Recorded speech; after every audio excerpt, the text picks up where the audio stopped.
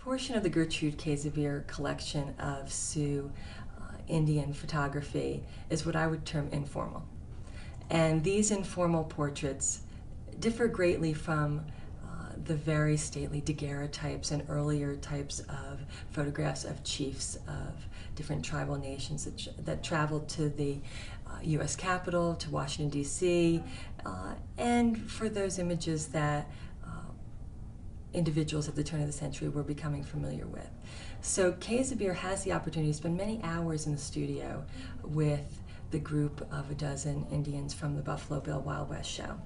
And she gets those very stylized and stoic portraits of the Indians, but she also wanted to capture the raw nature of the personalities of their character.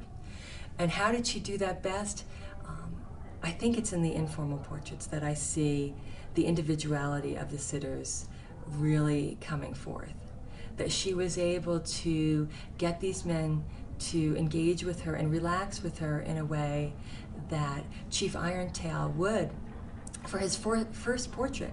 Remove a headdress and sit with his linen shirt in a very contemplative moment, in an intimate moment where you see the man versus the chief, where you see someone who is vulnerable versus someone who's on stage.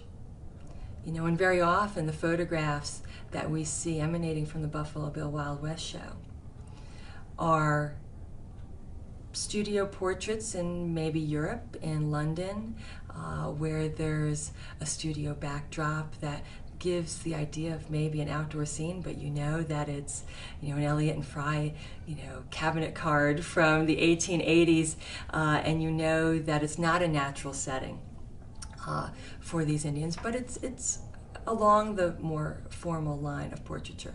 Or you see a stereo view image of the Indians rushing into the arena for the Buffalo Bill Wild West show on their horses. And so you get that moment of being at the show if you have never attended the show. But the informal portraits in the studio with Käsebier are moments where she's able to interact with these men and get them to let down their guard. Or she turns on a moment where they might not even realize they're being photographed and capture the downtime, when they don't have to be knowing that they're being photographed or posing for seconds at a time. Of course, not smiling, that wasn't a convention, although Joe Black Fox does smirk at her in one of the photographs, one of my favorite photographs, where he's gazing right at her. You see him with that just slight smile, holding a cigarette, so different from anything else we're used to seeing at that time, or even today. So how she gets Chief Joe Black Fox to really become a friend with her at that moment in time, which continues in reality afterwards. We know she developed a very strong friendship with this core group of Indians that I think really allow her to make some of the more special images that reflect the character and the individuality of each of these men.